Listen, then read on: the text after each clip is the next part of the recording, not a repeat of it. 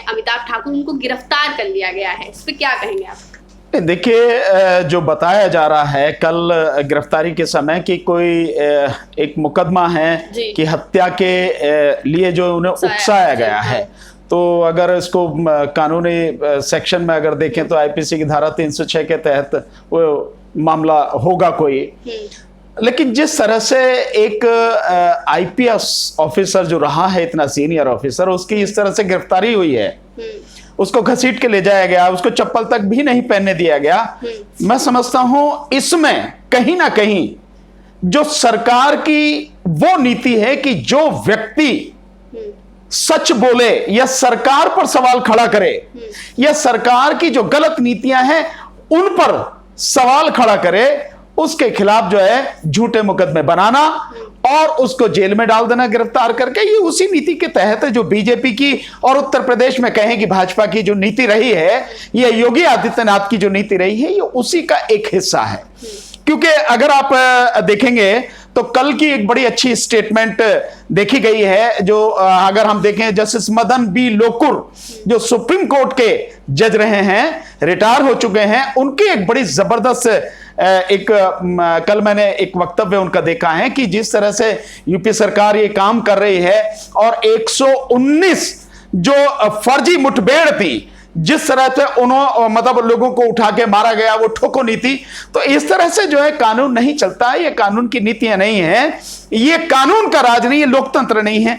तो वो जो सारी चीजें हो रही हैं, मैं पूरे विश्वास के साथ कह सकता हूं कि ये केवल और केवल झूठा मुकदमा बनाया गया है, झूठे मुकदमे में उनको फंसाया गया है। क्योंकि शायद वो चीजें हैं कि अमिताभ ठाकुर जी ने ये कहा है कि भाई मैं योगी के खिलाफ मैं गोरखपुर से चुनाव लड़ूंगा या जहां से भी वो लड़ेंगे मैं उनके विरोध में चुनाव लड़ूंगा।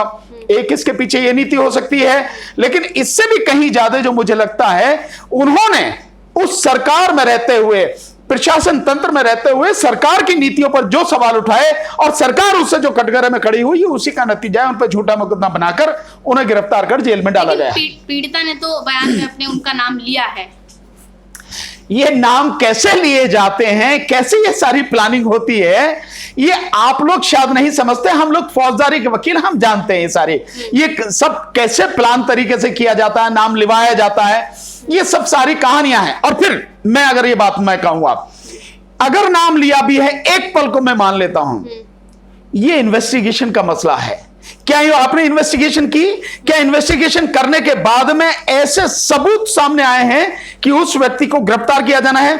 देखिए, एक चीज आप हर बिल्कुल समझ रहे हैं, इस चीज को हर किसी को जानना चाहिए, गिरफ्तार करना जरूरी नहीं है। अगर कोई व्यक्ति कानून के दौरान में जब जिस समय इन्वेस्टिगेशन चल रही है मुकदमे की, उस इन्वेस्टिगेशन में आपको कोऑपरेट करता है, उसके भाग जाने की कहीं कोई संभावना नहीं है, उसका जो है सबूतों को मिटाने की कोई संभावना ही नहीं है, जो गवाह है उनको डराने की कोई संभावना नहीं है, तब आपको गिरफ्तार करने की जरूरत नहीं है। और कानून में कहा गया है पुलिस में अरेस्ट में, अगर शब्द होता शैल, पुलिस शैल अरेस्ट, शैल का मतलब होता है उसे जरूर गिरफ्तार करना पड़ेगा। अगर मे वर्ड यूज हुआ है और गिरफ्तारी के लिए देखेंगे आप मे वर्ड यूज हुआ है, तो पुलिस गिरफ्तार कर सकती है, जरूरी नहीं है कि वो करे। लेकिन इस तरह से आप जबरदस्ती गुंडों की तरह आप उठा के ले जा रहे हैं, एक व्यक्ति को चप्पल भी नहीं पहनने दे रहे हैं, तो ये साफ जाहिर है कि ये केवल कानून की ये बात नहीं है, इससे अलग कोई बात है। आप उससे कोई बदला ले रहे हैं, कोई रिवेंज ले रहे हैं, कोई आपको उससे जलन है या यूं कहो कि आपको उससे नफरत है और आप उस व्यक्ति को तबाह करना चाहते हैं। ये सारी कहानियां तभी होती है और कुछ नहीं है। अच्छा, इसमें सपा के जो अध्यक्ष थे अतुल राय, उनका नाम आया था और कहा गया था कि अमिताभ ठाकुर ने उनकी मदद की है। अभी अखिलेश यादव ने इस पर बयान दिया है और योगी को काफी ज्यादा जो है बुरा भला कहा है। नहीं, देखिए ये तो कहानियां हैं, देखिए कहानियां हैं, आप कहानियां कैसे बनाते हैं, ये सारी सब कुछ होती है सारी। और मैं अगर आप ये जो बात कर रहे हैं तो मुझे कुछ ऐसा लग रहा है, क्या ये वो मुद्दा तो नहीं है जो सुप्रीम कोर्ट के सामने वो लड़की ने जो मतलब जला के अपने आप को मारा है, जलाया है, क्या वो मुद्दा तो नहीं है? तो पूछा ये जाना चाहिए कि जब ये सब कुछ घटना घट चुकी है और 2 व्यक्तियों की जान जा चुकी है, उसके बाद ये सारी चीजें आई हैं। उससे पहले कहां थे ये सारी चीजें? इन्वेस्टिगेशन कहां थी? सरकार क्या सो रही थी? पुलिस कहां थी? किस नींद में थी? पहले से इन्वेस्टिगेशन क्यों नहीं की गई? तो ये सारा सब कुछ जो होता है, किसी व्यक्ति को मतलब आपके ऊपर सवाल उठने लगे जब सुप्रीम कोर्ट के सामने अगर कोई व्यक्ति अपने आप को जला ले रहा है और 2 व्यक्तियों की मौत हो जा रही है इसमें, और तब सवाल खड़े हो रहे हैं सरकार पर, तो किसी ना किसी को तो बलि का बकरा बनाना ही है। तो मैं समझता हूं अमिताभ ठाकुर जी को बलि का बकरा बना दिया गया है और कोई, मुझे तो नहीं लगता इसके अलावा कोई भी ऐसी बयान में कहा है कि जब से मैंने ऐलान किया है कि मैं सीएम योगी के खिलाफ चुनाव लड़ूंगा, तब से मुझ पे उत्पीड़न किया जा रहा है। नहीं, मैं समझता हूं कि अगर वो ये बात कह रहे हैं तो इसके पीछे कहीं ना कहीं कुछ सच्चाई है। एक व्यक्ति सवाल उठा रहा है सरकार की कार्यप्रणाली पर, उसके काम करने के ढंग और तौर तरीके पर, और उस व्यक्ति को पहले वो सर्विस से जाता है, उसके बाद में फिर आप उस पर झूठा केस बना के और आप उसको जो है गिरफ्तार कर लें। तो ये सारी चीजें जो है सामने आ रही हैं। और जब आप देखिए, जब सुप्रीम कोर्ट के जज कह रहे हैं 119 फर्जी मुठभेड़ इसी योगी राज में ठोको नीति के अंतर्गत, ठोको नीति जो उन्होंने शब्द इस्तेमाल किया है, तो सुप्रीम कोर्ट के जज इस बात को कह रहे 119 फर्जी मुकदमे ठोको नीति के तहत, तो क्या यह मुकदमा फर्जी नहीं हो सकता? आप नहीं इस बात को समझ रहे हैं। और हम तो जान रहे हैं, बाकायदा रिकॉर्ड है कि 67% यानी 1/2 मुकदमे जो है झूठे हैं। जो जेलों में लोग पड़े हैं वो 2/3 लोग बिल्कुल निर्दोष लोग हैं। यानी 100 में से 67 लोग जो हैं, जो जेलों में बंद हैं, वो पूरी तरह से निर्दोष लोग हैं, जिनको झूठे मुकदमे बनाकर गंभीर अपराधों में जेलों में डाला हुआ है। अच्छा, अमिताभ ठाकुर हमेशा से बड़ी बेबाकी से अपनी राय हर मुद्दे को लेकर रखते आए हैं देश भर के, तो क्या उसी का तो नतीजा नहीं है ये? नहीं, मैं तो कह रहा हूं, देखिए मैं तो कह रहा हूं बीजेपी की तो यह है, बीजेपी सच बर्दाश्त नहीं कर सकती। मोदी हो या योगी हो या अमित शाह हो, सच के सामने इनकी टांगें कांपती हैं, इसलिए सच बर्दाश्त नहीं कर सकते। और जो भी सच बोलेगा, जो भी सच दिखाएगा, जो भी सच के साथ में खड़ा होगा, सरकार की कमियां, कमजोरियां और सरकार की गलत नीतियां, उसके द्वारा किए जाने वाले अन्याय और अत्याचार को दिखाएगा, उस पर सवाल उठाएगा, उसके खिलाफ झूठे मुकदमे होने ही है। यूएपीए हो, चाहे एनएसए हो, चाहे जो मुकदमा हो, उसे अरेस्ट करके जेल में डाले जाना है। इसमें कोई नई बात नहीं है, ये तो चल ही रहा है। तो ये देश भर में इतना माहौल खराब हुआ जा रहा है, योगी के खिलाफ भी काफी ज्यादा विरोध प्रदर्शन हर जगह हो रहा है, तो क्या वो इस बार जीत सकेंगे? क्योंकि आप हमेशा ईवीएम के विरोध में रहे हैं, तो इस बार ईवीएम काम आएगी नहीं?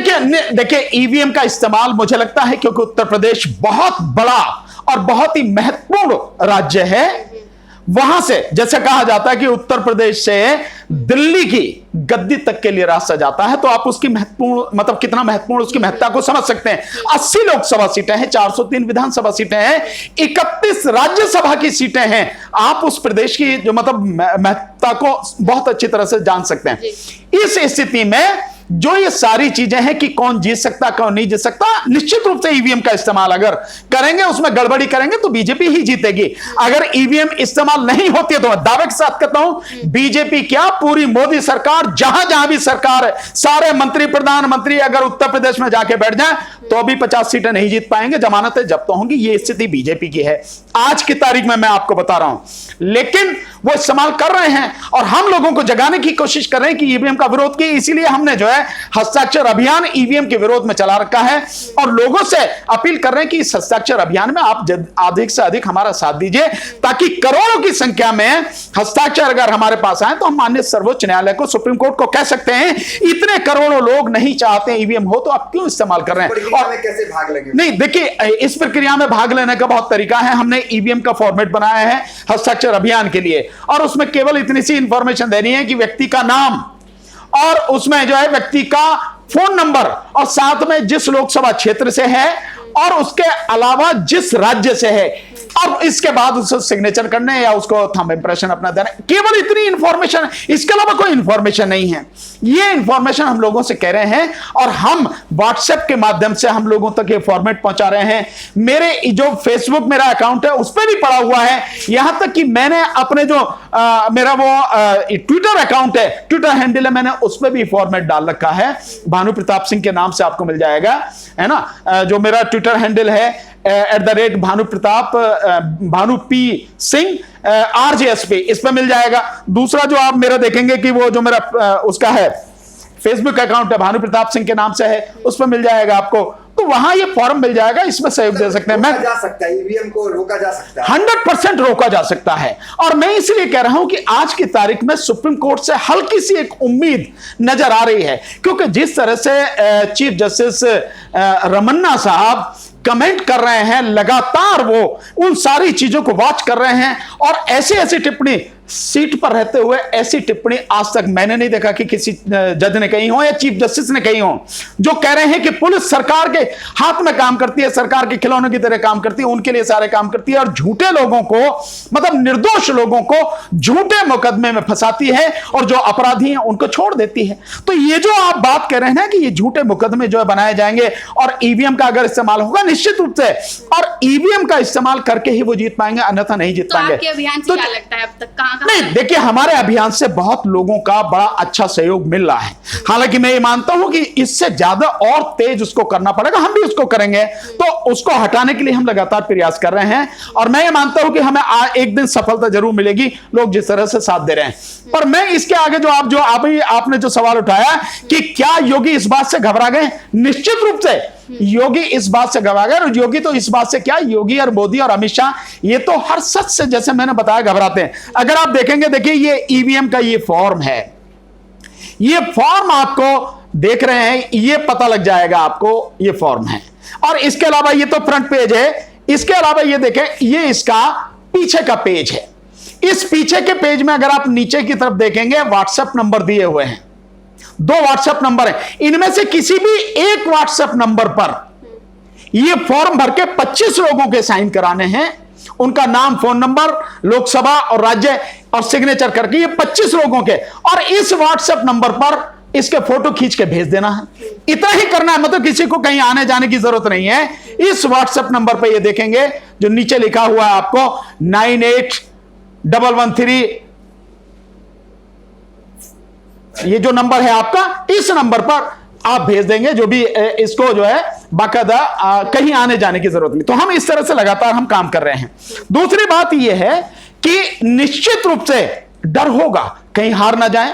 एक व्यक्ति जो सरकार के खिलाफ खुल के बोल रहा है, जिसने अपनी नौकरी को भी दांव पे लगा दिया, और नौकरी भी वो गंवा चुका है इस सारी लड़ाई में, तो स्वाभाविक है कि लोग उसको जानते हैं, अमिताभ ठाकुर को लोग जानते हैं। इसलिए जो मेरा कहना है कि ये सारी की सारी चीजें सोची समझी साजिश के तहत की गई। तो बहुत शुक्रिया आपका सर। तो भानु प्रताप जी ने तो बता दिया है कि ये जो भी प्रक्रियाएं हैं, ये आने वाले ये जो प्रक्रियाएं हो रही हैं, ये सब सोच